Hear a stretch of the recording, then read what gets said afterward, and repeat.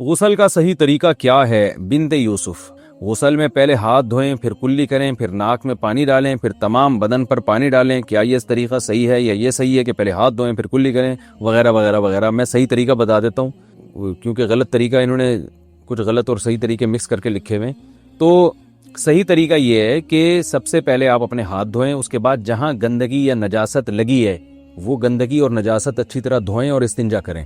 اس کے بعد آپ مکمل وضو کریں جیسے ہم پراپر وضو کرتے ہیں، اور پھر اس کے بعد آپ پورے جسم پہ پانی ڈالیں۔ یہ طریقہ ہے وضو کا، غسل کا۔ لیکن اگر آپ نے یہ طریقہ اختیار نہیں کیا اور ویسے ہی پورے جسم پہ پانی ڈال کے بہا دیا تو بھی غسل ہو جائے گا اور وضو بھی خود بخود ہو جائے گا اس میں، لیکن سنت طریقہ وہی ہے جو میں نے آپ کو بتایا۔ دوران غسل کانوں کے چھید میں پانی پہنچانا۔ بلقیس بانو انڈیا سے پوچھتی ہیں، عورتیں کانوں میں بالیاں پہننے کے لیے جو کان چھدواتی ہیں، اگر اس سوراخ میں پانی نہ جائے تو کافی مشکل ہوتی ہے، جو کہ کافی مشکل ہوتا ہے یعنی پانی پہنچانا، تو کیا غسل ہو جائے گا یا نہیں؟ غسل نہیں ہوگا، اس سوراخ میں پانی پہنچانا ضروری ہے۔ نیل پالش لگا کر وضو کرنے کا حکم۔ اگر عورتوں نے میک اپ کیا ہوا ہو پھر ان کے ناخن پر نیل پالش لگی ہوئی ہو تو کیا اس حالت میں وضو کر سکتے ہیں یا ان سب کو ہٹا کر وضو کرنا ہوگا؟ زوجہ عبدالباسط سکھر سے۔ نیل پالش جو نارملی آتی ہے اس میں پانی نہیں جاتا تو اس کو ہٹا کر وضو کرنا ہوگا۔ باقی میک اپ تو جہاں تک ہمیں معلومات ہیں اس میں پانی چلا جاتا ہے، لیکن اگر کوئی ایسا میک اپ ہے جس کی باقاعدہ تہ جم رہی ہے اور اس پہ پانی نہیں جا رہا، اور اس کا طریقہ میں بتاتے رہتا ہوں کہ کاغذ پہ اس کو لگائیں اور دیکھیں اس کے اندر پانی کا ٹپکا گرا کے پانی اس میں جذب ہوتا ہے کہ نہیں ہوتا۔ اگر ہو رہا ہے تو اس کا مطلب وضو ہو جائے گا، نہیں ہو رہا تو اس کا مطلب کہ چہرے پر بھی جب یہ میک اپ لگا ہوگا تو پانی اس میں نہیں جا رہا، ایسی صورت میں وضو نہیں ہوگا، غسل نہیں ہوگا۔ نیل پالش کا کچھ حصہ رہ گیا تو نماز اور غسل کا حکم۔ بنت عبد المنعم کراچی سے، کیا اگر کسی حائضہ عورت نے نیل پالش لگائی اور پاک ہونے کے بعد یا 1-2 دن کے بعد دیکھا کہ نیل پالش کا کچھ حصہ باقی رہ گیا ہے تو کیا نمازیں اور غسل دہرانا ہوگا اور روزے کا کیا حکم ہے؟ جی ہاں، دہرانا ہوگا، کیونکہ اتنا سا بھی اگر ایک بال کے برابر بھی جگہ خشک رہ جائے تو نہ وضو ہوتا ہے اور نہ غسل ہوتا ہے۔ غسل کے وقت کان کی بالیاں اتارنا ضروری ہے کیا؟ ہے اس کی حالت میں کانوں میں جو بالیاں پہنی جاتی ہیں یا ناک میں پہنا جاتا ہے، کیا غسل کرتے وقت اس کو دھونا لازمی ہے؟ بنت عنایت ڈیرہ اسماعیل خان۔ جی ہاں، دھونا لازمی ہے۔ اگر ہلانے سے پانی اندر پہنچ جاتا ہے تو نکالنا ضروری نہیں ہے۔ اگر ہلائے بغیر یعنی وہ جو ناک میں ہے یا کان میں بالی ہے اس کو نکالے بغیر سوراخ میں پانی نہیں پہنچتا تو پھر اس کو دھونا لازم ہے، یعنی اس کو کھولنا اور پانی پہنچانا لازم ہے۔ وہمی نہ بنے، تھوڑا سا بھی یوں کریں تو پانی پہنچ جاتا ہے آرام سے۔ اس کو ہلا لیں اچھی طریقے سے، بالی کو، کانوں میں جو خواتین کے بالیاں ہوتی ہیں پانی کا چھینٹا ڈال کے نا اچھی طرح سے بالی کو ہلا لیا جائے اور پانی پھینکا جائے تو پانی پہنچ جاتا ہے۔ باقی کے بعد دوبارہ خون آنا۔ انڈیا سے کسی نے پوچھا ہے کہ جی اگر حیض کے دنوں میں اچھی طرح خون نہ آئے اور پاکی حاصل کرنے کے بعد پھر دوبارہ خون شروع ہو جائے تو نماز کا کیا حکم ہے؟ کسی خاتون کو بلیڈنگ آئی جن دنوں میں آیا کرتی تھی اور جو ان کا ٹائم تھا بلیڈنگ کے بند ہونے کا اس کے بعد بھی آتی رہی، تو 10 دن سے پہلے جب بھی خون آئے گا نا، 10 دن سے پہلے اگر وہ خون بند ہو گیا تو یہ کنٹینیو حیض ہی کا خون کہلائے گا۔ میں اس کو مثال سے سمجھاتا ہوں۔ دیکھیں، کسی خاتون کی عادت ہے 5 تاریخ سے لے کے ان کو 10 تاریخ تک خون آتا ہے، اگلے مہینے 5 تاریخ کو خون شروع ہوا، 10 تاریخ کے بعد بھی کنٹینیو رہا، 11 تاریخ کو آیا، 12 تاریخ کو آیا، تو یہ کنٹینیو حیض ہی ہے۔ اب اگر 15 تاریخ سے پہلے بند ہو گیا تو اس کا مطلب 10 دن سے پہلے بند ہو گیا، تو جتنے دن میں بند ہوا وہ سارے دن حیض ہی کے کہلائیں گے۔ 7 دن میں بند ہوا تو 7 دن حیض کے۔ اگلے مہینے یہ سمجھا جائے گا بھئی اس خاتون کی عادت چینج ہو گئی، اب 7 دن حیض کے ہو گئے۔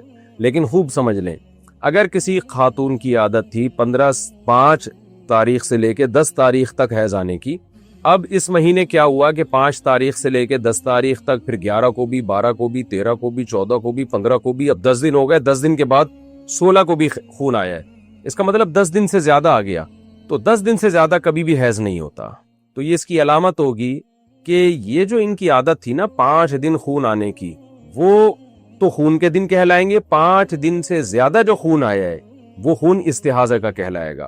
لہذا اس میں جو نمازیں انہوں نے چھوڑی ہیں ان کی قضا ان پر لازم ہوگی۔ جیسے 5 تاریخ کو خون آیا، 10 تاریخ کو بند ہونا تھا، عادت ان کی یہی تھی کہ 10 تاریخ کو بند ہو جاتا تھا، اس دفعہ نہیں ہوا، تو اگر 10 دن تک کنٹینیو خون آتا رہا، یعنی 15 تاریخ تک خون آتا رہا اور 15 تاریخ سے تجاوز کر گیا، تو پھر یہ سمجھا جائے گا کہ یہ سارا اضافی خون یہ استحاضے کا ہے، یہ حیض کا نہیں ہے، لہذا ان 5 دنوں میں جو اضافی نمازیں چھوڑی ہیں انہوں نے، وہ نمازیں ان کو لوٹانی پڑیں گی، قضا کرنی پڑے گی۔ اور اگر 15 تاریخ سے پہلے بند ہو گیا تو اس کا مطلب کنٹینیو 10 دن سے زیادہ نہیں آیا، 10 دن سے پہلے بند ہو گیا تو وہ سارے حیضی کا خون کہلائے گا۔ تسہیل بہشتی زیور کتاب خواتین کو چاہیے گھر میں رکھیں حیض و نفاس کے مسائل سمجھنے کے لیے۔ حیض و نفاس کے مسائل ایک دفعہ اچھی طرح سے سمجھ لیں تو بہت اس میں خواتین کو مہارت ہو جاتی ہے۔ تو بہشتی زیور میں بڑے آسان انداز سے لکھے ہوئے ہیں حیض و نفاس کے مسائل۔ آج کل شرعی مسائل کی طرف لڑکیوں کی توجہ ہی نہیں ہے، ڈاکٹر بن رہی ہیں، انجینئر بن رہی ہیں، طہارت کے احکام اسلام تو آپ کو طہارت کے احکام بھی بتاتا ہے نا، تو آپ کو میڈیکل کالج میں تھوڑی بتائی جائیں گی یہ حیض و نفاس کے شرعی احکام کیا ہیں۔ تو یہ تو میڈیکل سائنس کا ٹاپک ہی نہیں ہے، نہ یہ آپ کو فزکس کیمسٹری میں یہ چیزیں سکھائی جائیں گی، یہ چیز شرعی احکام ہے۔ نماز کا طریقہ کیا ہے، غسل کا طریقہ کیا ہے، یہ ڈاکٹر تھوڑی بتائیں گے آپ کو۔ ڈاکٹر کی نظر میں تو ڈیٹول سے نہا لو، پانی سے نہا لو، ایک ہی بات ہے، دونوں میں جراثیم مر جاتے ہیں، لیکن اسلام یہ کہتا ہے آپ کو پانی سے نہانا پڑے گا، غسل پانی سے کرنا پڑے گا آپ کو۔ تو اس لیے حیض و نفاس کے مسائل خواتین سیکھیں، دینی تعلیم اتنی حاصل کرنا فرض ہے جس کا آپ کے روزمرہ کے شرعی مسائل سے تعلق ہے۔ طلب العلم فریضۃ علی کل مسلم و مسلمہ، نبی نے فرمایا کہ ہر مسلمان مرد اور عورت پر علم کا سیکھنا فرض ہے۔ تو اس کی تفسیر میں تشریح میں علماء کہتے ہیں آپ کو جن مسائل کی روزمرہ ضرورت پیش آتی ہے چاہے مرد ہو یا عورت، تو وہ علم آپ پر سیکھنا فرض ہے۔ تو حیض و نفاس تو خواتین کو واسطہ پڑتا ہے اس سے، تو لہذا ان پر لازم ہے کہ وہ یہ مسائل سیکھیں اور بہشتی زیور رکھ لیں۔ تسہیل بہشتی زیور، جامع ترشید نے بہشتی زیور کو آسان کر کے چھاپا ہے، وہ کتاب رکھ لیں، پھر کوئی بات سمجھ میں نہ آئے تو پھر علماء سے رجوع کریں۔ لیکیوریا میں ہر بار کپڑا پاک کرنا ہوگا۔ میں نے لیکیوریا کے بارے میں آپ کی ویڈیو دیکھی تھی جس میں آپ نے بتایا تھا کہ ہر نماز سے پہلے پاکی حاصل کرنی چاہیے، تو اگر شلوار پر ناپاکی لگ گئی ہے تو کیا ہر دفعہ نماز سے پہلے اسے بدلنا یا دھونا ضروری ہوگا یا کیا حکم ہوگا؟ مریم صاحبہ کراچی سے۔ دیکھیں لیکیوریا میں اگر اتنی تھوڑی سی 1-2 قطرے شلوار پہ لگے ہیں، 1-2 قطرے، تو وہ تو اس کو تو دھونا ضروری نہیں ہے، کم سے کم 1 درہم کے بقدر، یعنی ہتھیلی کی جو گہرائی ہے نا اس کے بقدر اگر نجاست پھیل گئی ہے تو پھر اس کو دھونا لازم ہے۔ تو اندازے سے شلوار کو یا کوئی بھی جو بھی چیز پہنی ہوئی ہے اس کو اندازے سے آپ غالب گمان لگائیں کہ یار کہاں گندگی لگی ہوگی، تو وہ پلو پکڑ کے نلکے کے نیچے اتنا دھو کے رگڑ دیا جائے، تو بس پھر وہم نہ کیا جائے۔ یعنی یہ ضروری نہیں ہے، اگر جیسے شلوار پہ نجاست لگی جب آپ نے دھونے کے لیے گئے اس کو واش روم میں تو پتہ نہیں چل رہا کہاں لگی ہے، تو اندازے سے بھی دھو لیں گے کپڑا پاک ہو جائے گا۔ اسپیسیفک وہ جگہ ضروری نہیں ہے اگر آپ کو یاد نہیں ہے وہ، تو ایک غالب گمان، ایک اندازہ لگائیں کہ یہاں شلوار میں ناپاکی لگی ہوگی، اس کے بعد اس کو آپ نے تھوڑا سا پانی سے ایسے کر کے نلکا پہ پانی بہایا اور تھوڑا رگڑ کے نچوڑ دیا تو بہانے سے پانی جو ہے وہ پاک ہو جاتا ہے۔ جمشید پور، جھارکھنڈ، انڈیا، پوچھتے ہیں جی زید مسجد میں نماز پڑھنے گیا، وہاں دیکھتا ہے کہ مقتدیوں کی تعداد کم ہے، امام صاحب اور ایک مقتدی ایک ہی صف میں دونوں نماز پڑھ رہے ہیں، تو زید نے امام صاحب کو آگے بڑھانا چاہا تو امام صاحب اپنی جگہ پر کھڑے رہے، تو لاسٹ میں مقتدی کو پیچھے کیا گیا۔ اس میں بہتر طریقہ کیا ہے؟ شریعت کیا بتاتی ہے اس کے بارے میں ذرا بتائیے۔ دیکھیں 2 آدمی نماز پڑھ رہے ہو نا، ایک امام ہو اور ایک مقتدی، تو مقتدی امام کے ساتھ ہوتا ہے دائیں طرف، رائٹ سائڈ پہ۔ ایسی صورت میں جب نیا شخص آئے نا تو اسے چاہیے کہ مقتدی کو گھسیٹ کے پیچھے اپنے پیچھے لے جائے۔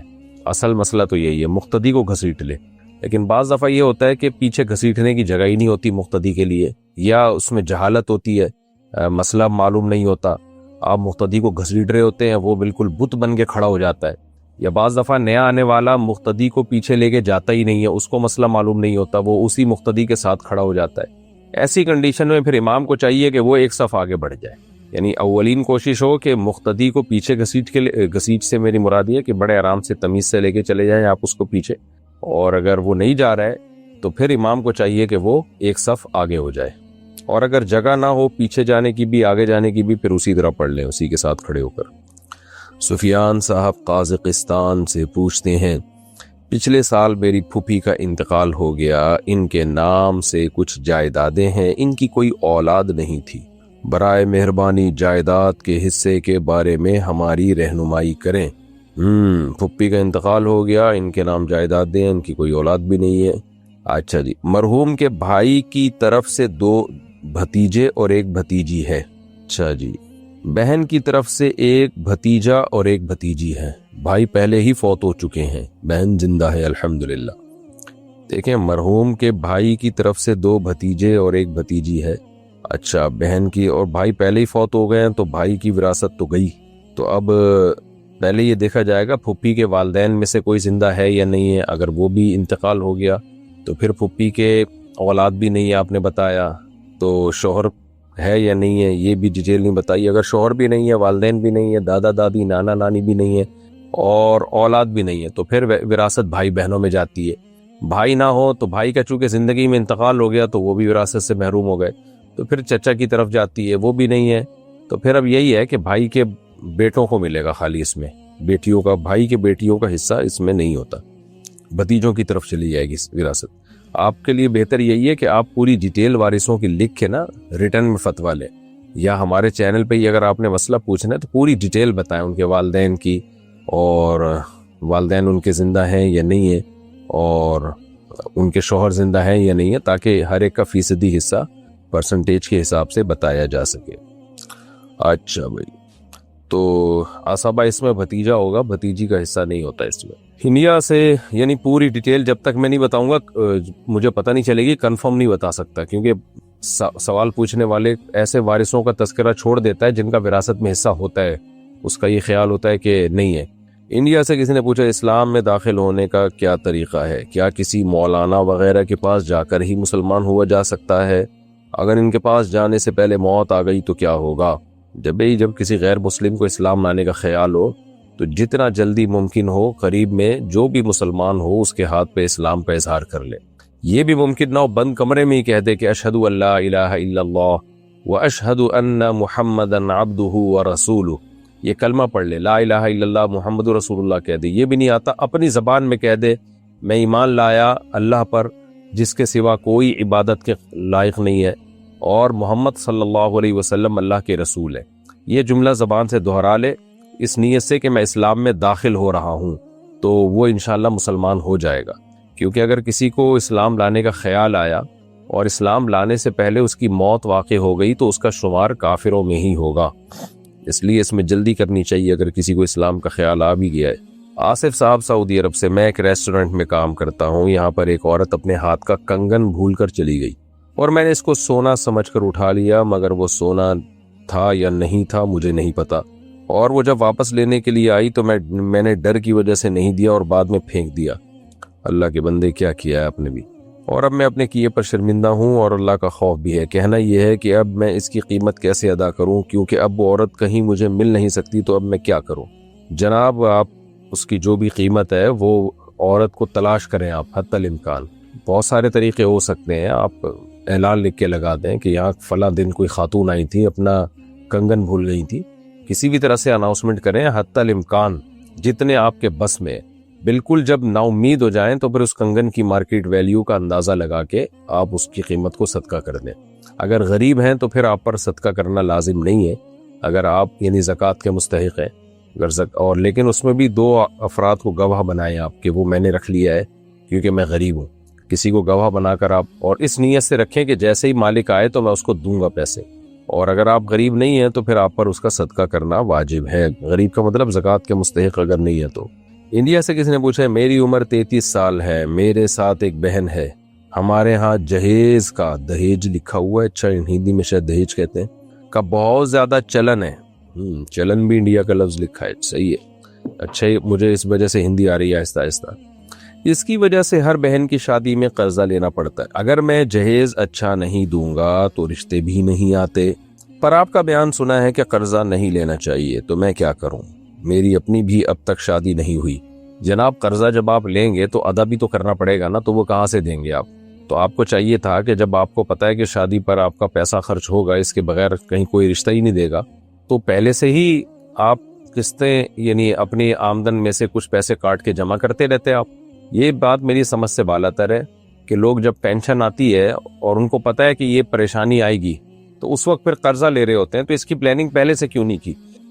وہی پیسے آپ نے بعد میں بھی تو اپنی تنخواہ یا اپنی آمدن کاٹ کے ادا کرنے ہیں نا، تو وہی پہلے سے کاٹ کے کیوں نہیں جمع کر لیا آپ نے؟ تو قرضے کی مصیبت میں اپنے آپ کو کیوں ڈال رہے ہیں؟ تو اس لیے پہلی کوشش تو آپ یہی کریں کہ آپ اپنی آمدن سے کچھ پیسے بچائیں، جہیز دینا تو صحیح رواج نہیں ہے، لیکن مجبوری میں اگر دینا پڑے، بہن کی زندگی برباد ہونے کا خطرہ ہو، تو پھر مجبوری میں جائز ہے۔ تو ایسی صورت میں آپ پہلے سے جمع کر کے رکھیں پیسے، عین وقت پہ آپ کیا کر رہے ہیں، تو بعد میں بھی تو ادا ہی کرنے ہیں نا، تو پہلے آپ یوں سمجھیں کہ وہ یا کسی سے قرضہ لیا ہوا ہے وہ میں ادا کر رہا ہوں، اس نیت سے آپ منتھلی آپ اپنی انکم میں سے کچھ جمع کرتے رہیں۔ بہرحال اب اگر ہو گیا ہے، مجبوری ہے، تو جائز ہے قرضہ لینا، لیکن میں پھر بھی مشورہ دوں گا کہ حتی الامکان نہ لیں اور ایسا رشتہ تلاش کریں جو خرچے کے بغیر آپ کی جہاں شادی ہو جائے، اور یا پھر یہ کر لیں کہ قسطیں لینا، یعنی کچھ پیسے بچائیں اپنے پاس، یا گھر کی کوئی چیز بیچ دیں، آپ کچھ بھی کریں، حتی الامکان قرضے سے اپنے آپ کو بچائیں۔ نہیں ہوتا تو پھر جائز ہے قرضہ لینا بھی، اگر واپسی کا یقین ہے آپ کو کہ میں واپس کر سکتا ہوں۔ سوال پوچھا جی کسی نے، ٹی شرٹ پہن کر نماز پڑھنا کیسا ہے؟ اگر مکروہ ہے تو اس پر سوال ہے کہ بہت سے صحابہ ایک چادر میں نماز پڑھا کرتے تھے، جبکہ اس کو کوئی مکروہ نہیں کہتا، باحوالہ جواب مطلوب ہے۔ اچھا بھائی، دیکھیں نبی صلی اللہ علیہ وسلم کے دور میں، یہ جابر بن عبداللہ رضی اللہ تعالیٰ عنہ کی صحیح حدیث ہے کہ وہ ایک چادر میں نماز پڑھ رہے تھے، تو کسی نے ان پہ اعتراض کیا، تو آپ نے فرمایا کیا نبی صلی اللہ علیہ وسلم کے دور میں ہم میں سے ہر شخص کے لیے لباس دستیاب تھا، کیا دو کپڑے دستیاب تھے؟ تو اس سے معلوم ہوتا ہے کہ نبی صلی اللہ علیہ وسلم کے دور میں تو لباس ہی لوگوں کے پاس کم ہوا کرتا تھا نا، یعنی ایک چادر ہوتی تھی، یا بہت بمشکل کبھی دو چادریں ہو جاتی تھی، تو غربت کا دور تھا، تو اس لیے وہاں پر یہ پابندیاں لگانا کہ دو چادریں ہوں گی، اوپر کا کرتا ہوگا، نیچے کے شلوار ہوگا، یہ بہت بڑی مشکل تھی۔ تو اس دور میں وہ پراپر ڈریس ہی سمجھا جاتا تھا۔ تو اصل میں قرآن مجید میں اللہ کا کیا حکم ہے؟ خذوا زینتکم عند کل مسجد، ہر نماز کے وقت زینت اختیار کرو۔ تو زینت کا تعلق عرف سے ہے، اس کا تعلق قرآن و سنت سے نہیں ہے۔ زینت، قرآن نے تو یہ کہا کہ زینت اختیار کرو، اب زینت کسے کہتے ہیں؟ اس کا تعلق عرف سے ہے۔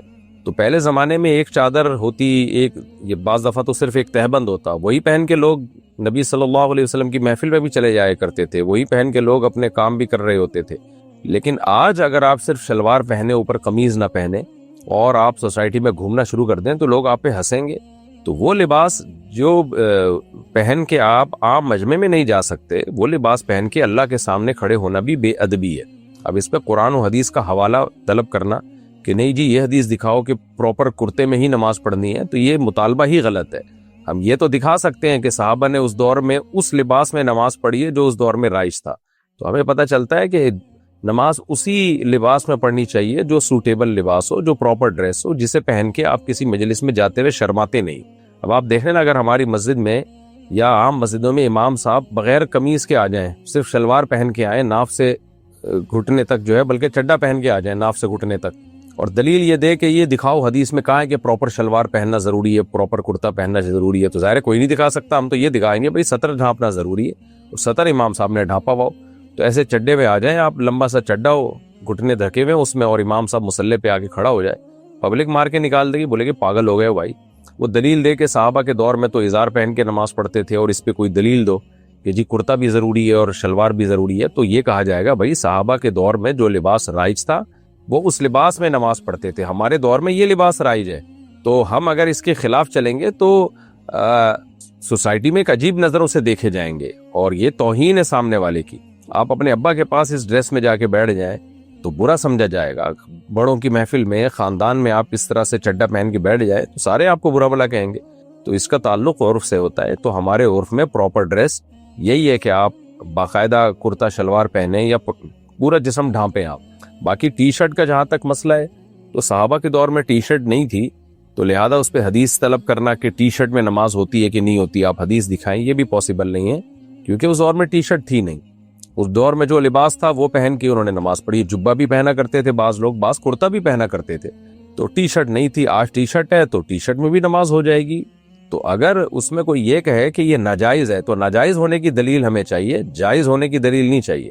ہاں کوئی ناجائز، جیسے ناجائز کیا ہے، شلوار یا ازار یا کوئی بھی ٹخنوں سے نیچے ہو مرد کے لیے، اس کے ناجائز ہونے کی دلیل ہے صحیح بخاری صحیح مسلم کی حدیث، نبی صلی اللہ علیہ وسلم نے فرمایا ان اللہ لا يقبل صلاة رجل مسبل ازارہ، اللہ اس کی نماز قبول نہیں کرتے جو اپنے ازار کو لٹکاتا ہے، یعنی لٹکانے سے مراد دوسری حدیث سے پتہ چلتا ہے ٹخنوں سے لٹکاتا ہے۔ تو ایسا لباس پہننا جسے پہن کے آپ کسی عام محفل میں نہیں جا سکتے، وہ لباس پہن کے نماز پڑھنا جائز نہیں ہے۔ اسی طرح ایسا لباس جو مرد کا لباس ٹخنوں سے نیچے ہو وہ لباس پہن کے نماز پڑھنا بھی جائز نہیں ہے۔ اچھا بھائی دیکھیں نبی صلی اللہ علیہ وسلم نے آستینیں موڑنے سے منع کیا ہے، موڑنے سے بھی منع اسی وجہ سے کیا، علماء کہتے ہیں کہ وہ جو لباس تھا عرف کے خلاف ہو جاتا ہے، جیسے آپ ایسے کر کے نا آستینیں یوں کر کے نماز پڑھ رہے ہو، وجہ اس کی ہے کہ آپ اس طرح سے کر کے آپ کسی محفل میں جاتے نہیں ہیں، یہ لباس عرف کے خلاف سمجھا جاتا ہے، تھوڑی بہت آستینیں فولڈ ہوتی ہیں اس کو برا نہیں سمجھا جاتا، لیکن آپ نے پوری یوں کر کے آستینیں یہاں تک چڑھائی بھی ہوں تو آپ کسی محفل میں جاتے ہوئے شرماؤ گے، لوگ کہتے ہیں کیا کیا ہو بھائی، ان کو نیچے کرو آستینوں کو۔ تو ٹی شرٹ میں تو آستینیں یعنی ہوتی ایسی ہیں کہ کٹی ہوئی ہوتی ہیں، وہ تو اس کے لباس کا حصہ ہے، جبکہ ہم جب آستینیں فولڈ کرتے ہیں تو وہ لباس کا حصہ نہیں ہے بلکہ لباس کی ہیئت کو آپ نے تبدیل کر دیا ہے، تو اس لیے ٹی شرٹ میں کوئی حرج نہیں ہے، البتہ آستینوں کو موڑنا اوپر تک یہ ٹھیک نہیں ہے کیونکہ عرف میں اس کو معیوب سمجھا جاتا ہے۔ صدیقی زید شعیب ممبئی سے کہتے ہیں بورڈ کے امتحان کی وجہ سے جمعہ چھوٹ جائے تو کیا کریں؟ اللہ کے بندو جمعہ چھوڑنا کوئی ہلکی چیز ہے؟ آپ ایگزام کی بیس پہ جمعہ چھوڑ رہے ہیں، تو کچھ جن لڑکوں کا ایگزام ہوتا ہے ان کو چاہیے کہ وہ سب مل جل کے کوئی جمعہ پڑھنے کا اہتمام کریں۔ بہرحال جمعہ چھوٹ جائے تو ظہر کی نماز پڑھی جائے گی۔ دوحہ سے کسی نے پوچھا اس سال عمرے کا ارادہ ہے، جب میں مکہ میں ہوں گا کیا مجھے قصر نماز پڑھنی ہوگی یا مکمل؟ اگر مقامی امام کے پیچھے نماز پڑھوں گا تو قصر کیسے پڑھی جائے گی؟ بھائی مقامی امام کے پیچھے تو آپ پوری نماز پڑھیں گے، باقی آپ مکہ میں اگر 15 دن ٹھہرنے کی نیت سے جا رہے ہیں تو پوری پڑھیں گے، 15 دن سے کم کی نیت سے جا رہے ہیں تو پھر آپ قصر نماز پڑھیں گے، 2 رکعتیں مغرب اور وتر پورے ہوں گے، اور فجر کی 2 سنتیں بھی پڑھنی چاہیے، اور باقی امام کے پیچھے جب پڑھیں گے تو بھی جو امام پڑھے گا اتنی ہی پڑھنی پڑے گی آپ کو۔ زبیر خان انڈیا سے، کیا عورت عید کی نماز ادا کر سکتی ہے؟ اگر جہاں کوئی خاتون عید کی نماز پڑھنا چاہتی ہیں وہاں ان کے لیے، خواتین کے لیے بھی عید کی نماز کا انتظام کیا گیا ہے، تو پھر مکمل پردے میں خوشبو لگائے بغیر اور پراپر یعنی عورت کے لیے پردے کا بہت زیادہ اہتمام ضروری ہے نماز کے لیے خاص طور پر، تو مکمل پردے کی حالت میں اور خوشبو لگائے بغیر جانا ان کے لیے جائز ہے۔ انڈیا سے کسی نے پوچھا میں ایک مسلمان لڑکی ہوں، ایک ہندو لڑکے کو پسند کرتی ہوں، اگر ہم اپنے مذہب میں رہ کر شادی کر لیں تو کیا ہمارا نکاح صحیح ہو جائے گا؟ نہیں جناب، ہندو کی شادی یا غیر مسلم کی شادی مسلمان لڑکی سے نہیں ہو سکتی، یہ زنا ہوگا، یہ شادی نہیں ہوگی۔ انڈیا حیدرآباد سے کسی نے پوچھا ہے میں جس سے شادی کرنا چاہتا تھا اس کی شادی کہیں اور ہو گئی ہے، میں اب کسی اور سے شادی نہیں کرنا چاہتا مگر میرے گھر والے میری شادی کر رہے ہیں، میں اب کیا کروں؟ بھائی آپ جلدی شادی کر لیں تاکہ آپ کے دل سے وہ نکل جائے، کیونکہ اس کی شادی کہیں اور ہو گئی، اس کے بچے آپ کو ماموں کہنے والے ہیں تھوڑے دنوں میں، تو بہت بڑی ٹینشن کھڑی ہو جائے گی، تو اس کا حل یہی ہے کہ آپ کے بچے اس کے شوہر کو پھر ماموں کہیں، تو اس لیے آپ شادی کر لیں، آپ کا دماغ وہاں سے انشاءاللہ ہٹ جائے گا۔ ایسا ہوتا رہتا ہے سوسائٹی میں، بہت دفعہ بہت پبلک کے ساتھ ایسا ہوتا ہے، چاہتا کوئی اور ہے شادی کہیں اور ہوتی ہے، دنیا اسی کا نام ہے، ٹینشن لینے کا نہیں ہے۔ شانزہ پاکستان، میں نے سنا ہے کہ میوزک کے بغیر ایسا گانا سننا شرعاً جائز ہے جس میں کوئی شرکیہ بات نہ ہو، میں نے یہ بھی سنا ہے کہ اگر ایسا گانا گایا یا سنا جائے جس میں نامحرم سے محبت کا اظہار ہو تو وہ ناجائز ہے، لیکن میرا سوال یہ ہے کہ پھر تو FSC اور میٹرک میں اردو کی کتاب میں غزلیں پڑھنا بھی ناجائز ہوگا، اس میں کتنی حقیقت ہے برائے مہربانی بتا دیں۔ غزلوں میں اور گانوں میں فرق ہے، گانا صحیح نہیں ہے، نہ سننا ٹھیک ہے نہ گانا صحیح ہے، چاہے میوزک کے بغیر ہی کیوں نہ، البتہ اتنی گنجائش ہے میاں بیوی ایک دوسرے کو بغیر میوزک کے گانا سنا سکتے ہیں، باقی یہ کہ غزلوں پر آپ اس کو قیاس نہیں کر سکتے، غزلیں تو غزل ہوتی ہے، گانے کا ایک الگ سے ترنم ٹائپ کی ایک چیز ہوتی ہے، وہ ترنم میں غزل پڑھنا بھی جائز ہے، اور غزلیں تو ایک عربی ادب سیکھنے کے لیے ہوتی ہیں، اردو ادب، اگر اردو غزل ہے تو اردو ادب سیکھنے کے لیے، عربی غزل ہے تو عربی ادب سیکھنے کے لیے، تو وہ تو زبان میں مہارت پیدا کرنے کے لیے ایک اچھا اس کا ایک مقصد ہوتا ہے غزل کا، اور پھر غزل میں جو عشق معاشقے کی باتیں ہوتی ہیں وہ آپ کہیں اور بھی لے جا سکتے ہیں، اس میں ضروری نہیں ہے کہ اس سے عورت ہی مراد ہو، لیکن بہرحال گانے میں فسادات زیادہ ہیں، اور گانا سنتے سنتے پھر لوگ آگے جو ہے وہ ڈراموں فلموں کی طرف بھی جاتے ہیں، موسیقی کی طرف بھی جاتے ہیں، تو غزلوں پر اس کو قیاس نہیں کیا جائے گا، غزل تو ایک سادہ سی چیز ہوتی ہے، اس کو تھوڑا بہت ترنم سے لوگ پڑھ لیتے ہیں، گانے کا ترنم اور غزل کے ترنم میں بہت فرق ہے، گانے کا ترنم ایک بہت ہی الگ اس انداز کا ہوتا ہے، اور یہ سب چیزیں انسان کو اللہ کی یاد سے غافل کرتی ہیں۔ قرآن مجید میں سورہ لقمان میں ہے وَمِنَ النَّاسِ مَن يَشْتَرِي لَهْوَ الْحَدِيثِ لِيُضِلَّ عَن سَبِيلِ اللَّهِ بِغَيْرِ عِلْمٍ وَيَتَّخِذَهَا هُزُوًا، تو اللہ تعالیٰ کا ارشاد ہے کہ لوگوں میں بہت سے ایسے ہیں جو لوگوں کو قرآن سے غافل کرنے کے لیے لہو الحدیث خریدتے ہیں، تو یہاں لہو الحدیث سے مراد گانے بجانے ہیں، تو وہ گانے بجانوں میں پڑھتے ہیں اور پھر لوگ اللہ سے غافل ہوتے ہیں. تو یہ گانے بجانے کی میں ایک ماہیت اس کی ایسی ہے کہ یہ آپ کو قرآن سے، ذکر سے اور دین سے یہ غافل کرنے والی چیز ہے، اس لیے اس سے اوائڈ کریں. نیپال سے کسی نے پوچھا ہے جی میری عمر 26 سال ہے، میں نے طوائف کے استغفر اللہ طوائف کے ساتھ منہ کالا کیا ہے، اب مجھے بہت ندامت ہے، مجھے خود سے گھن آتی ہے، خود سے نظر نہیں ملا پا رہا ہوں، اللہ سے معافی مانگنا چاہتا ہوں. میری شادی ہونے والی ہے، میری ہونے والی بیوی بہت نیک ہے، میں اس کے ساتھ دھوکہ نہیں کرنا چاہتا، دل کرتا ہے سب کچھ بتا دوں اپنے ماضی کے بارے میں. کیا میرے جیسے انسان کو اس نیک لڑکی سے شادی کرنی چاہیے یا سب کچھ اس کو بتا دینا چاہیے؟ میں ایسا کیا کروں کہ اللہ میری غلطی کو معاف کر دے، رہنمائی فرمائیں. بھائی آپ بس توبہ استغفار کریں، 2 رکعت پڑھ کے اللہ سے بہت زیادہ معافی مانگیں رو رو کے، اور کچھ رقم اللہ کے غضب کو ٹھنڈا کرنے کے لیے صدقہ بھی کر دیں، اور اس کے بعد بھول جائیں اس گناہ کو. اپنی بیوی سے قطعاً اس کا تذکرہ نہ کریں، اور پکی توبہ اگر آپ نے کر لیا تو آپ بھی پھر نیک ہی ہیں، آپ کی بیوی جیسے نیک ہے تو آپ بھی نیک ہیں. اس کو ہرگز نہ بتائیں، کیونکہ ایک گناہ کے بعد ایک اور گناہ ہو جائے گا اگر آپ نے اس کو بھی بتا دیا. تو سوسائٹی میں اپنے گناہ کا اظہار نہیں کرنا چاہیے، اللہ سے گڑ گڑا کے معافی مانگے. اور آپ خوش قسمت ہیں، ورنہ جو لوگ منہ کالے کرتے ہیں وہ پھر سفید ان سے ہوتا نہیں ہے دوبارہ منہ. توبہ کرتے بھی ہیں تو توڑ دیتے ہیں وہ. اس زنا جو ہے نا، زنا کا سب سے بڑا عذاب یہ ہے کہ توبہ کی توفیق چھن جاتی ہے اکثر لوگوں سے، اور کر بھی لیں تو توڑتے ہیں، پھر وہ پھر کرتے ہی رہتے ہیں، پھر توبہ کرنا بھی چھوڑ دیتے ہیں. یہ ایسا گندا غلیظ ایک جو ہے نا گھناؤنا جرم ہے کہ جو انسان کو اس کے دلدل میں پھنستا چلا جاتا ہے پھر. تو اس لیے بس اب آپ نے توبہ کر لی، بھول جائیں ہمیشہ کے لیے، اس کو دماغ سے نکال دیں، سوچیں بھی نہیں اب اس کے بارے میں. اور اپنی گھر والی کو جو ہونے والی ہے اس کو بتائیں نہیں کہ میں یہ منہ کالے کر کے آیا ہوں، بس چھوڑ دیں، بھول جائیں، اللہ معاف کرنے والا ہے. جتنے گڑ گڑا کے بس ایک دفعہ توبہ کر لیں، پھر دوبارہ بھول جائیں، اس کا تذکرہ زبان سے بھی نہ کریں کبھی، نہ دل میں سوچیں. ریحان خان: ہندو لوگ مسلمانوں پر ظلم کرتے ہیں، ہندو لوگ مسلمان سے زبردستی جے شری رام بلوانے لگتے ہیں، کیا مسلمان بھی ہندوؤں کو مار کر اللہ اکبر بلوا سکتے ہیں؟ نہیں بھائی، کسی کو مار کے اللہ نکلوانا جائز نہیں ہے. وہ اگر غلط کر رہے ہیں تو یہ تھوڑی کہ مسلمان بھی غلط کرنا شروع کر دیں، یہ ٹھیک عمل نہیں ہے. انڈیا سے کسی نے پوچھا پاکستانی پنسورا پڑھنا کیسا ہے؟ ہندوستانی جائز ہے، پاکستانی کا مجھے پتہ نہیں. بھائی کیا ہے ہندوستانی پاکستانی؟ پنسورا تو یہ میں نے مذاق میں کہا ہے کہ پنسورا تو پنسورا ہے. تو قرآن پڑھا کریں، سیدھا سیدھا الف لام میم سے لے کے سورہ ناس تک 1 مہینے میں ختم کریں یا 2 مہینے میں ختم کریں. پتہ نہیں پنسورے لوگوں نے کیوں متعین کر لیے. جائز یہ بھی ہے لیکن اس کی کوئی دلیل ہمارے علم میں نہیں ہے. پاکستان سے کسی نے پوچھا ہے جی باریک کپڑے پہننے والی عورتوں کے بارے میں وعید آئی ہے، کیا یہ وعید میک اپ کر کے نامحرموں کے سامنے والی خواتین کے بارے میں بھی ہے؟ بالکل ظاہر ہے وہی وعید ہے. نبی صلی اللہ علیہ وسلم نے فرمایا رب کاسیات عاریات، بہت سی عورتیں لباس پہننے کے باوجود برہنہ ہوں گی، یعنی باریک کپڑا ہوگا ان کا. اور آپ نے فرمایا لا یجدن ریح الجنہ وان ریحها لیوجد من مسیرۃ کذا وکذا، وہ جنت کی خوشبو بھی نہ پائیں گی. حالانکہ جنت کی خوشبو تو کئی بہت دور سے محسوس ہوتی ہے، تو جنت کے قریب بھی نہیں پھٹکنے دے گا اللہ تعالیٰ ان کو. تو اب اس کی وجہ کیا ہے کہ وہ غیر محرم مردوں کی اٹریکشن کا ذریعہ بنتی ہیں. تو اسی طرح زینت اختیار کر کے مردوں کے سامنے آنا، چاہے وہ میک اپ ہی کیوں نہ ہو، تو وہ بھی اٹریکشن کا ذریعہ ہے. تو دلالت النص سے یہ بات ثابت ہے کہ جو وعید وہاں ہے وہ وعید یہاں بھی ہے. انڈیا سے کسی نے پوچھا رمضان میں اللہ کو اپنا بنانے والا عمل بتا دیجئے جو روزانہ پابندی سے ادا کیا جا سکے. بھائی جان رمضان تو گزر گیا ہے، آج تو انڈیا میں عید ہے، کل ہمارے ہاں عید تھی.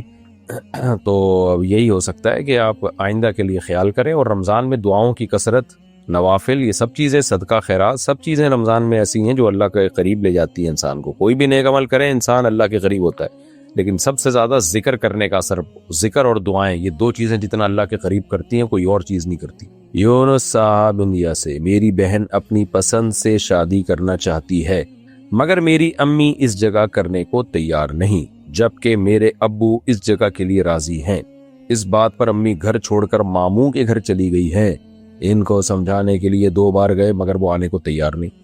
میرے 2 بھائی بھی اس شادی کے خلاف ہیں، جبکہ میں اور ابو اسی رشتے کے لیے راضی ہیں جہاں بہن چاہتی ہے، کیونکہ کل کو کوئی اور وقت آئے گا، کوئی اور دقت آئے گی تو اور زیادہ عزت خراب ہوگی. رہنمائی فرمائے میں کس کا ساتھ دوں، امی کا یا ابو کا؟ اللہ نے لڑکی کا ولی باپ کو بنایا ہے. اگر ابا کہیں شادی کرنا چاہ رہے ہیں تو ماں کے لیے جائز ہی نہیں ہے کہ وہ اپنے شوہر کی، اپنے یعنی لڑکی کے باپ کی مخالفت کرے. وہ تو یہ بالکل غلط ہے. تو آپ کی امی کو چاہیے وہ ناراض نہ ہو، واپس آ جائیں، جہاں ابا چاہ رہے ہیں شریعت میں وہیں حکم ہے. ابا جب راضی ہیں تو باپ کو زیادہ پتہ ہوتا ہے حالات کا، دنیا کا. تو ایسی چیزوں میں عام طور پر ماؤں میں کانفیڈنس نہیں ہوتا، ان میں قوت فیصلہ نہیں ہوتا، تو اس لیے قوت فیصلہ نہیں ہوتی ان میں، تو جہاں باپ چاہ رہا ہو شادی وہیں کرنی چاہیے۔ مائرہ اقبال انڈیا سے، میں 11ویں جماعت کی طالبہ ہوں، میں صحیح بخاری کی اس حدیث کے بارے میں معلوم کرنا چاہتی ہوں۔ حدثنا عثمان بن الحیثم قال حدثنا عوف عن الحسن عن ابی بکرۃ قال لقد نفعنی اللہ بکلمۃ سمعتها من رسول اللہ صلی اللہ علیہ وسلم ایام الجمل بعدما کدت ان الحق باصحاب الجمل فاقاتل معهم قال لما بلغ رسول اللہ صلی اللہ علیہ وسلم ان اہل فارس قد ملکوا علیہم بنت کسرى قال لن يفلح قوم ولو امرهم المرأة۔ مائرہ اقبال انڈیا سے پوچھتی ہے، میں 11ویں جماعت کی طالبہ ہوں، میں نے صحیح بخاری کی ایک حدیث پڑھی ہے، اس کے بارے میں جاننا چاہتی ہوں۔ حدیث نمبر صحیح بخاری کی ہے 4425۔ اس کے الفاظ یہ ہیں کہ نبی صلی اللہ علیہ وسلم کو جب اہل فارس کے بارے میں پتہ چلا کہ انہوں نے کسی عورت کو ملکہ بنایا ہوا ہے، تو کسریٰ کی جو بیٹی ہے وہ ان کی ملکہ ہے، تو آپ صلی اللہ علیہ وسلم نے فرمایا وہ قوم کبھی کامیاب نہیں ہو سکتی جو اپنے معاملات عورت کے سپرد کر دے۔ تو اس بارے میں انہوں نے پوچھا ہے کہ کیا اس دور میں خواتین کسی با اختیار عہدے پر فائز ہو سکتی ہیں؟ ابتدا اسلام میں کچھ خواتین قائدانہ کردار ادا کرتی تھیں، جیسے حضرت خدیجہ ایک کامیاب بزنس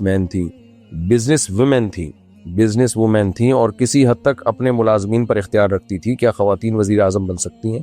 دیکھیے، اپنے ملازمین پر اختیار ہونا وہ تو سب کو اپنے ملازمین پر اختیار ہوتا ہے، کاروبار میں بزنس کرنا وہ بھی مرد اور عورت کا کوئی فرق نہیں ہے، اس میں آپ اپنے ماتحتوں پر بھی امیر ہی ہوں گے، ظاہر ہے، جو حدیث میں تو آتا ہے کہ کلکم راعٍ وکلکم مسئول عن رعیہ، ہر شخص راعی ہے، نگہبان ہے، تو عورت اپنے بچوں پہ نگہبان ہے، تو یہ نگہبانی اپنے بچوں پہ، اپنے ملازمین پہ، اس میں مرد اور عورت کو کوئی فرق نہیں ہے۔ بات یہ ہے کہ جب مسلمانوں کا کوئی اجتماعی معاملہ ہو تو اس میں مرد کو چھوڑ کر عورت کو حاکم بنانا یہ اسلام میں جائز نہیں ہے۔ اس کی وجہ یہی ہے کہ عورت میں وہ کانفیڈنس نہیں ہوتا، وہ جذبات سے متاثر ہوتی ہے، یہ اس کی مینٹلی جو ہے نا، وہ مردوں جیسی نہیں ہوتی، تو اللہ نے اس کو اس لحاظ سے ڈیزائن ہی نہیں کیا ہے۔ تو جب کوئی بڑی مصیبت آئے گی، کوئی بڑا مسئلہ آئے گا، وہ گھبرا جا سکتی ہے، وہ لوگوں کی باتوں سے، جذبات سے متاثر ہو کر فیصلے کر سکتی ہے۔ تو اس لیے یہ مطلب شریعت کا نہیں ہے کہ تمام عورتیں ایسی ہوتی ہیں، لیکن شریعت کا مقصد یہ کہ عورت کی جنس میں یہ بات شامل ہے۔ ہاں، یہ ممکن ہے کہ بعض عورتوں میں مردوں سے بھی زیادہ کانفیڈنس ہو، لیکن کیسے پتہ چلے گا کہ بعض عورتیں ہیں؟ تو شریعت میں حکم کا مدار عمومی قواعد اور کلیات پر ہی ہوتا ہے، تو اس لیے اسلام میں اس کو پسند نہیں کیا گیا کہ عورت کو سربراہ بنایا جائے، اور یہ ایک میڈیکل سائنس اس بات کی معترف ہے کہ مرد اور عورت اس میں ایک جیسے نہیں ہوتے، مرد میں جو ڈیسیجن پاور ہوتی ہے وہ عورت میں نہیں ہوتی، لیکن بہرحال اگر کہیں عورت حاکم بن جائے تو پھر اس کی اطاعت لازم ہے، پھر اس بیس پر اس کے خلاف آپ بغاوت نہیں کر سکتے کہ چونکہ یہ عورت علیہ آدم بغاوت کریں گے۔ اسلام میں حاکم بننے کے بعد کے اصول الگ ہیں، حاکم کے لیے سلیکشن کے اصول الگ ہیں۔ دوسری بات یہ بھی ہے کہ اگر کہیں عورت کی سلیکشن ہو رہی ہو اور دوسری طرف مرد ہو، مرد کے حاکم بننے میں نقصانات اور بھی زیادہ ہوں، یعنی اس میں جو خرابیاں ہیں، وہ جو سوسائٹی کے جو سمجھدار لوگ ہیں وہ یہ فیصلہ کر رہے ہو کہ بھئی ایک طرف عورت ہے، عورت کو بھی حاکم بنانا جائز نہیں ہے، لیکن اس کے مقابلے میں دوسری طرف مرد ہے، مگر اس مرد میں اس خرابیاں عورت سے بھی زیادہ ہیں، اس کے بارے میں یہ خطرہ ہے کہ وہ ایجنٹ ہے، یا یہ کہ وہ تو بالکل ہی ملک کا بیڑا غرق کر دے گا، وہ مخلص ہی نہیں ہے۔ تو پھر شریعت میں ایک اصول یہ بھی ہے کہ دو بڑی مصیبتوں میں جب انسان کو اختیار دیا جائے تو چھوٹی مصیبت کو اختیار کیا جائے۔ آپ کے پاس آپشن ہی ہے ایک مرد اور ایک عورت کا، تو اور اس میں آپ کا خیال یہ ہے کہ عورت میں ایک عیب ہے کہ یعنی حاکم ہونے کے لحاظ سے کہ وہ عورت ہے، لیکن اس میں دوسرے عیب نہیں ہیں، اور مرد میں ایک عیب تو نہیں ہے کہ وہ ٹھیک ہے مرد ہے، لیکن اس میں کوئی دوسرے فالٹ ہیں، تو پھر ایسے موقع پہ بھی عورت کو ترجیح دی جا سکتی ہے۔ پھر یہ نہیں کہا جائے گا کہ حدیث میں عورت کو سربراہ بنانے سے منع کیا گیا ہے، پھر یہ بھی تو ہے نا کہ فاسق آدمی کو اور 2 نمبر آدمی کو بھی تو سربراہ بنانے سے منع کیا گیا ہے۔ تو احون البلیتین کے اصول پر پھر عمل کیا جائے گا کہ 2 ٹینشنوں میں سے جو 2 بڑی مصیبتوں میں سے چھوٹی مصیبت کو اختیار کیا جائے گا۔ اس کی مثال ایسے ہے جیسے فاسق آدمی، گناہگار آدمی کو بادشاہ بنانا جائز نہیں ہے اپنے اختیار سے، لیکن علماء نے لکھا ہے کہ ایک آدمی نیک تو ہے مگر اس میں امور سلطنت کی مہارت نہیں ہے، تجربہ نہیں ہے اس کا، اور ایک نیک تو نہیں ہے لیکن تجربے کار ہے، تو پھر تجربے کار کو بنایا جائے گا، اس لیے کہ اگرچہ وہ فاسق ہے لیکن بھائی دو مصیبتیں ہمارے سامنے، ایک تو نیک ہے ایک برا ہے، لیکن اس نیک کو تجربہ ہی نہیں ہے، وہ تو ملک کی بالکل لٹیا ہی نہ ڈبو دے کہیں، بالکل ہی نہ بیڑا غرق کر دے، اور ایک تجربہ کار ہے وہ ملک کے ساتھ کسی حد تک مخلص ہے یا تجربہ ہے اس کا، کم از کم چلا سکتا ہے، ایک میں صلاحیت ہی نہیں، ایک آدمی نیک ہے، آپ نے ڈرائیونگ کی سیٹ پہ بٹھا دیا اس کو تو وہ تو فوراً کھائی میں گرا دے گا گاڑی، اور ایک نیک نہیں ہے لیکن چلانی آتی ہے گاڑی، تو اس سے امکان ہے کہ شاید ٹھیک چلا لے۔ تو جہاں دو بڑی ٹینشنیں مصیبتیں ہوں گی تو پھر شریعت کا اصول یہ ہے کہ بڑی مصیبت سے بچنے کے لیے چھوٹی مصیبت کو اختیار کیا جائے گا۔ تو اسلام میں عورت کا سربراہ بنانا اپنے اختیار سے جائز نہیں ہے، خلاصے جواب کا خلاصہ میں سنا رہا ہوں، اپنے اختیار سے اور عورت کو آپ سربراہ بنا نہیں سکتے، لیکن اگر ایک طرف عورت ہے دوسری طرف آپ کو یہ ہے کہ اگر عورت کو نہیں بنایا تو دوسری طرف جو مرد بنے گا وہ اس سے بھی زیادہ نقصان کا ذریعہ بنے گا، تو پھر عورت ہی کو ترجیح دی جائے گی، ایک بات۔ دوسری بات یہ کہ آپ کے اختیار کے بغیر اگر کوئی عورت سربراہ بن گئی ہے تو جب بن گئی ہے تو پھر بہرحال اس کی اطاعت واجب ہے، پھر تو غلام جو خلافت کا یا حاکم کا اہل ہی نہیں ہوتا اس کی بھی جب اطاعت واجب ہے بخاری کی حدیث کے مطابق، تو پھر عورت تو بہرحال غلام سے تو 1000 گنا بہتر ہوتی ہے، تو اس کی تو پھر بھی بہرحال اطاعت کی جائے گی۔ تو غلام پر تو کا تو اپنے اوپر سرے سے کوئی اختیار ہی نہیں ہوتا، پھر بھی اگر وہ حاکم بن جائے کسی طریقے سے تو شریعت کہتی ہے اسمعوا واطیعوا ولو سلط علیکم رجل حبشی، کہ غلام بھی تم پر رجل عبد حبشی، غلام بھی اگر حاکم بن جائے نا تو اطاعت کرنی پڑے گی، حالانکہ غلام تو اپنی کسی چیز کا مالک ہوتا ہی نہیں ہے۔ تو اسلام میں حاکم کے اصول میں یہ چیز سامنے رکھی گئی ہے کہ ملک میں فساد پیدا نہ ہو۔ انڈیا سے کسی نے پوچھا کچھ گھریلو مسائل کی وجہ سے میرے والد مجھے بول رہے ہیں کہ میں اپنی بیوی کو طلاق دے دوں، میں اس بات پر راضی نہ ہوں، کیا یہ والد کی نافرمانی تو نہیں ہوگی؟ میں کیا کروں، رہنمائی فرمائے۔ دیکھیں مجھے نہیں معلوم کہ آپ کے والد صاحب کی کس بیس پر کہہ رہے ہیں، آپ بہتر ہے کہ اپنے پورے حالات بتا کر قریب کے کسی سمجھدار عالم سے مشورہ لے لیں۔ آپ بعض دفعہ والد کی بات بہت معقول ہوتی ہے تو پھر شریعت میں حکم یہ ہے کہ باپ کی اطاعت کی جائے اس بارے میں، لیکن اب اس میں غلطی پر کون ہے اور کس حد تک آپ کی وائف باپ کو تکلیف پہنچا رہی ہیں یہ فیصلہ کرنا میرے لیے ممکن نہیں ہے۔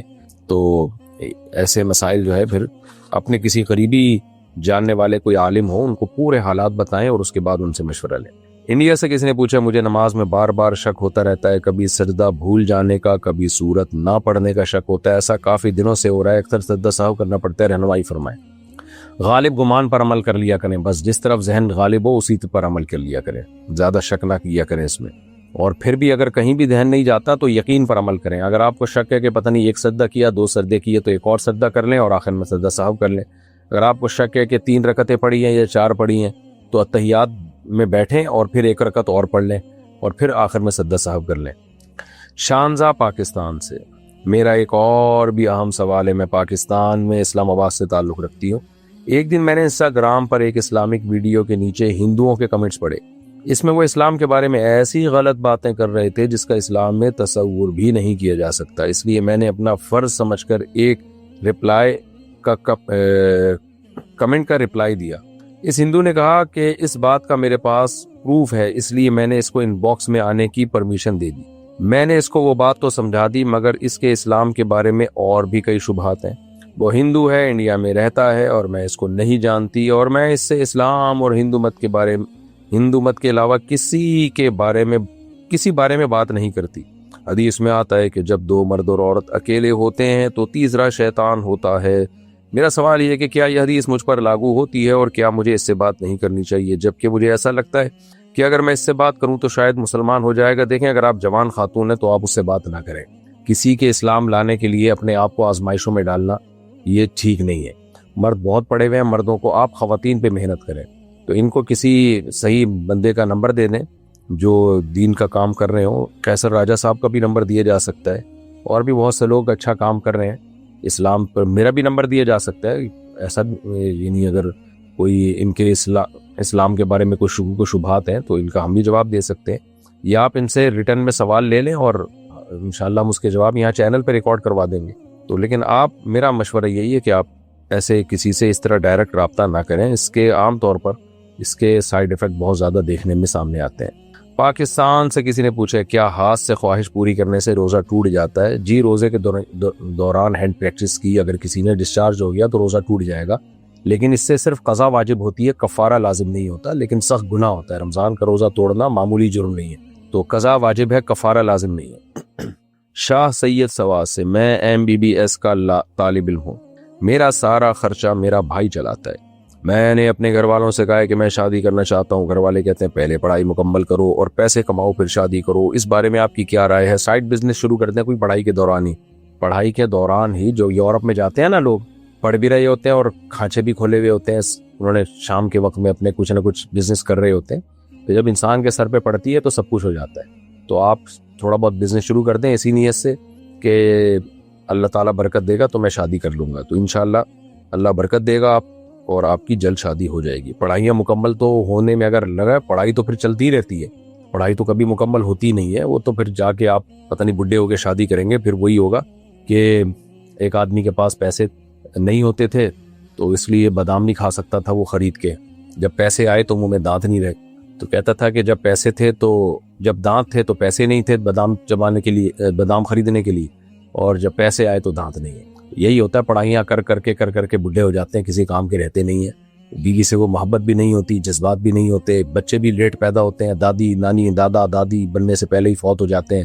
تو اپنے خاندان اور پریوار کی خوشیاں کم بختوں کو دیکھنا نصیب نہیں ہوتی.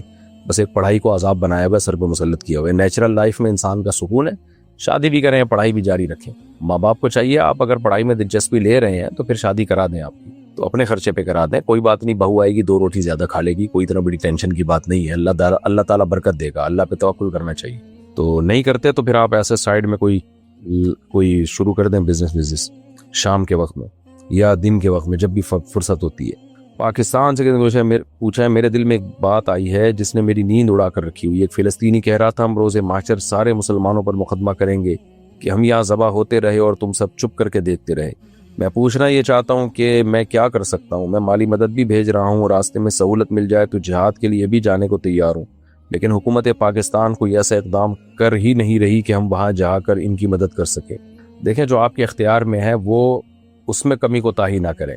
تو ہمارے اختیار میں کیا مالی مدد ان کے ساتھ کر سکتے ہیں. بہت سے لوگ ریلائبل لوگ ہیں, بہت سے تو ڈرامے باز بھی ہیں, خوب سمجھ لیں.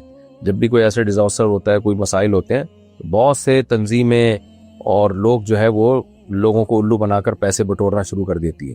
تو کوئی بھی ریلائبل ٹرسٹ ہو جو واقعی قابل اعتماد ہو تو علماء سے پوچھ کے اس ٹرسٹ کے ساتھ تعاون کریں اور اپنی رقم وہاں ان زخمیوں تک اور ان جو بھی وہاں بے گھر ہوئے ہیں ان تک اپنی رقم پہنچائیں.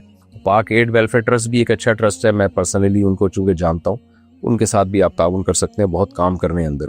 ان کا اکاؤنٹ نمبر آپ کو مل جائے گا گوگل پہ سرچ کرنے سے. محمد اعظم کوٹ ادو سے, کیا 2 آدمی نماز تراویح کی جماعت کرا سکتے ہیں, یعنی ایک امام دوسرا مقتدی؟ جی بالکل کرا سکتے ہیں. انڈیا سے کسی نے پوچھا ہے کوئی ایسا طریقہ بتائیے جس سے میرا ایمان مضبوط ہو جائے اور میں اس طرح نماز پڑھنا چاہتا ہوں جس طرح نبی کریم صلی اللہ علیہ وسلم اور ان کے صحابہ پڑھتے تھے. خشوع خضوع کیسے لاؤں اپنی نماز میں؟ زیادہ نماز پڑھیں گے, دھیان لگانے کی کوشش کریں گے تو دھیان لگنا شروع ہو جائے گا. اب ظاہر ہے ایسی تو نہیں پڑھ سکتے جیسے نبی صحابہ پڑھتے تھے, وہ دور تو کیا بھائی.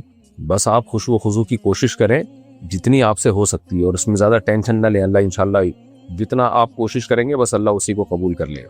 پاکستان سے کسی نے پوچھا ہے ہمارے گھر میں میرے بھائی اور ہم دونوں کو جو پاکٹ منی ملتی ہے وہ مختلف ہے, بھائیوں کو زیادہ اور ہم کو کم ملتے ہیں. اسلام اس کے بارے میں کیا کہتا ہے؟ یہ پاکٹ منی ہمیں کھانے پینے کے لیے ملتی ہے. ضرورت کی کوئی اور چیز لینی ہو تو والد صاحب اس کے الگ سے پیسے دیتے ہیں. بھائیوں کو کہنا ہماری پاکٹ منی اس لیے زیادہ ہے کہ ہم لڑکے ہیں اور تم لڑکیاں. ہمارے والد تو برابر دینا چاہتے ہیں مگر بھائی والد صاحب کو ایسا کرنے نہیں دیتے. رہنمائی فرمائیں, بالکل غلط ہے.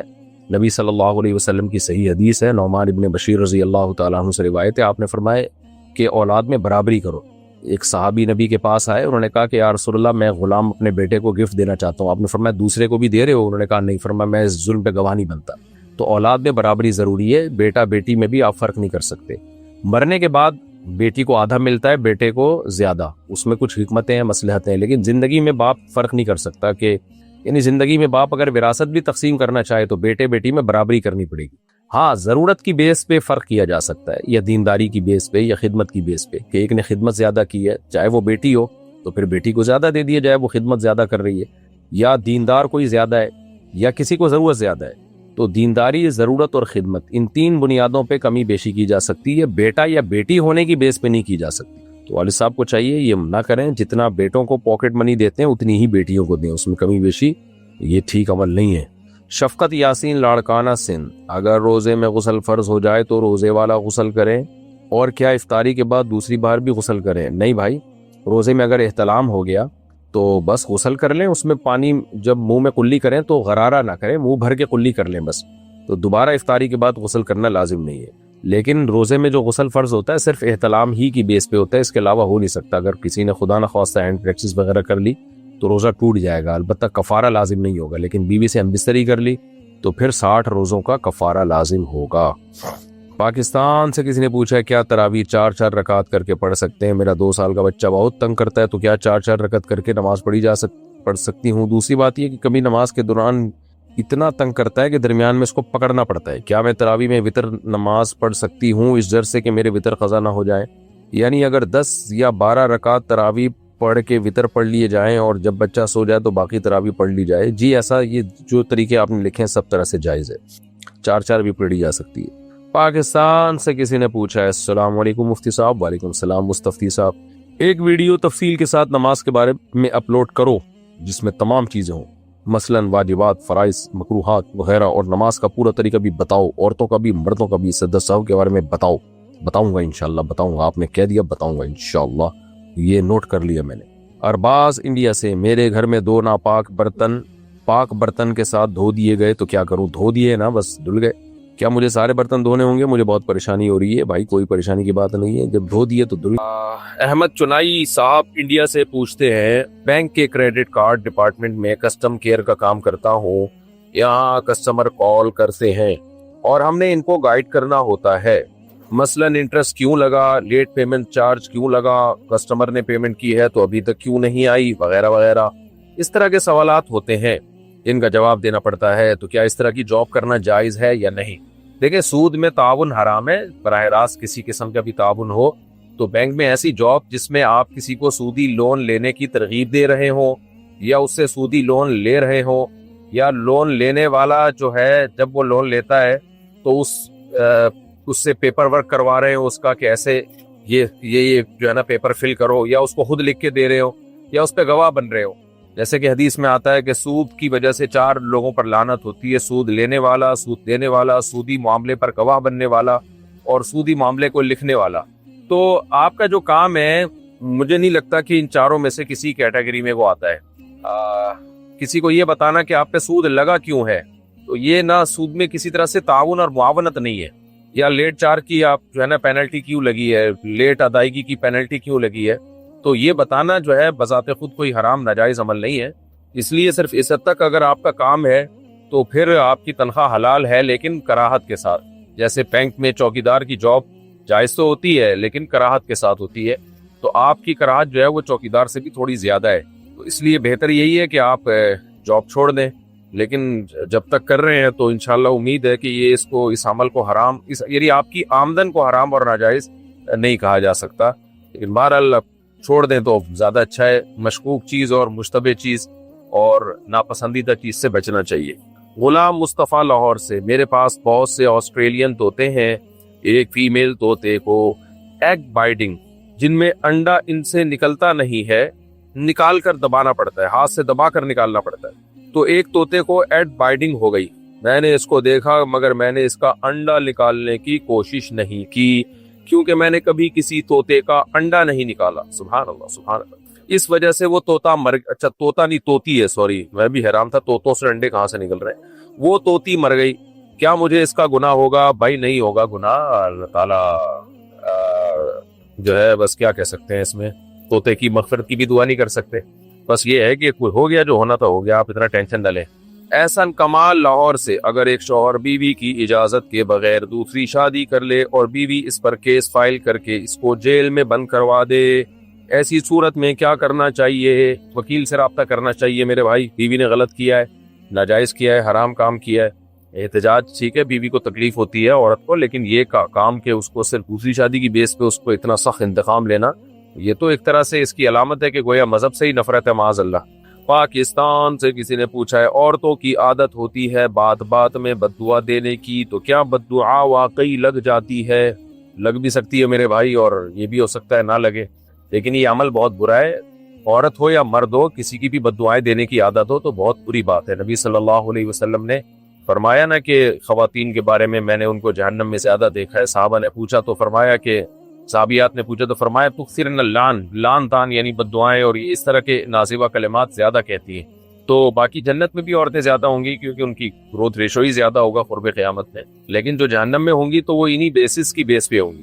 یہ مطلب نہیں ہے کہ عورتیں زیادہ جہنم میں جائیں گی، بلکہ جنت میں بھی عورتیں زیادہ ہوں گی، جہنم میں بھی زیادہ ہوں گی.